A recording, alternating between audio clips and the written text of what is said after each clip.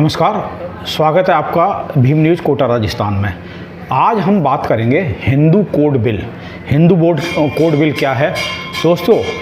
आपको ये जानकर ताज्जुब होगा कि जब भारत आज़ाद हुआ था तब भारत में महिलाओं और पुरुषों को तलाक का अधिकार नहीं था।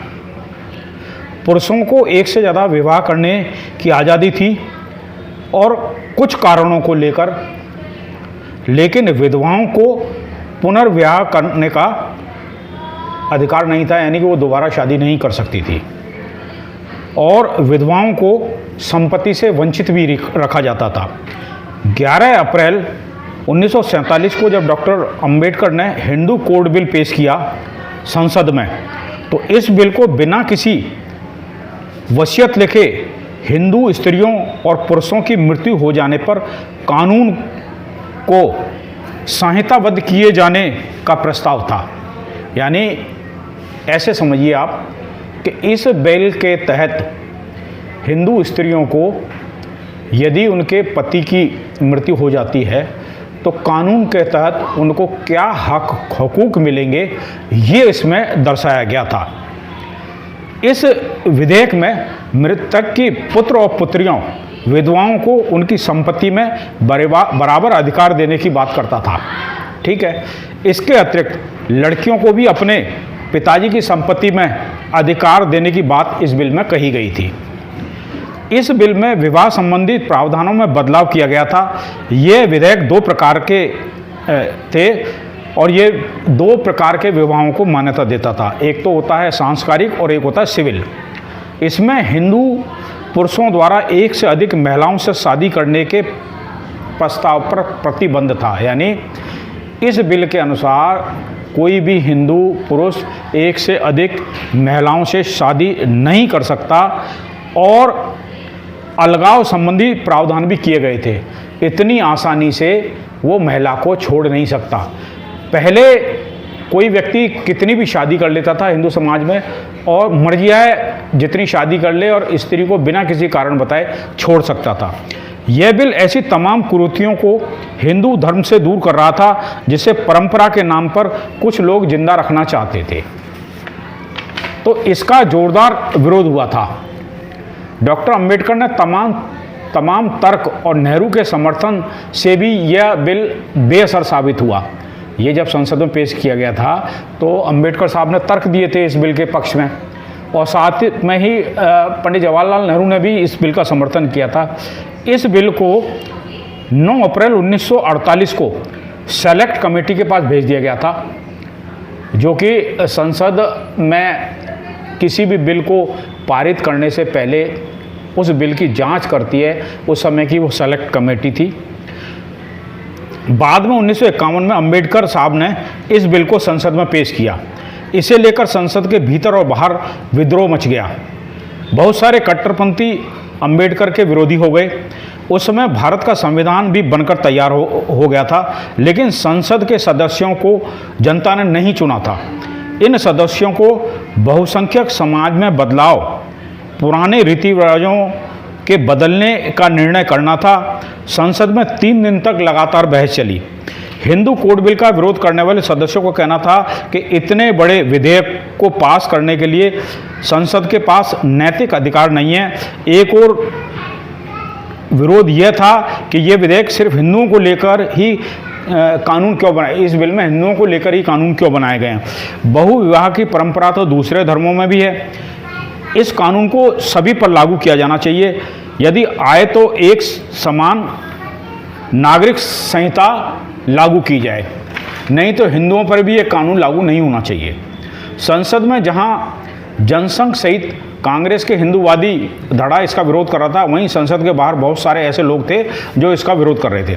अखिल भारतीय रामराज परिषद की स्थापना करने वाले करपात्री महाराज का ये कहना था कि ये बिल हिंदू धर्म के में हस्तक्षेप है।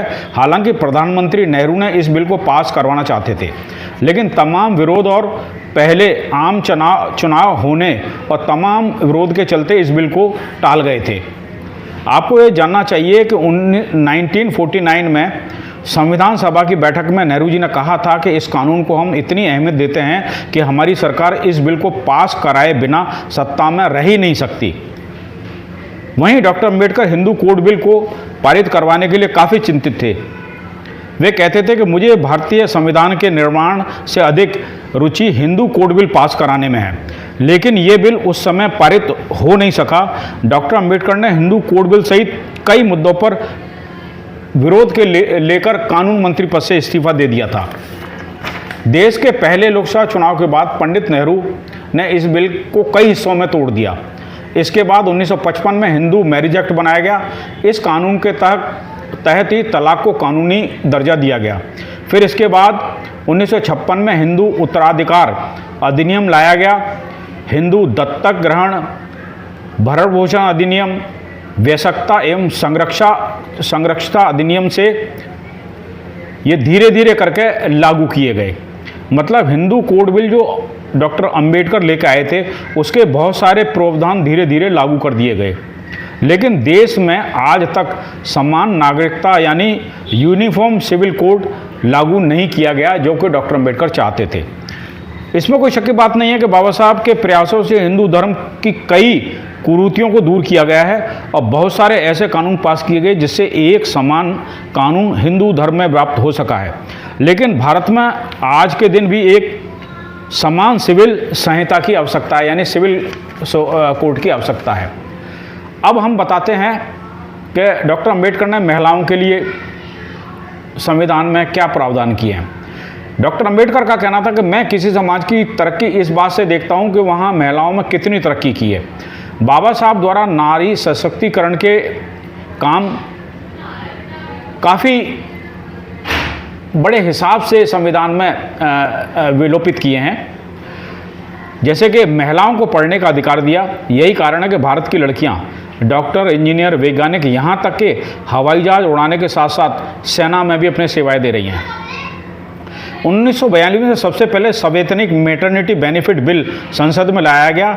साथ ही 1498 स्टार्ट एम्प्लॉयमेंट एक्ट के तहत मातृत्व अवकाश की व्यवस्था की गई।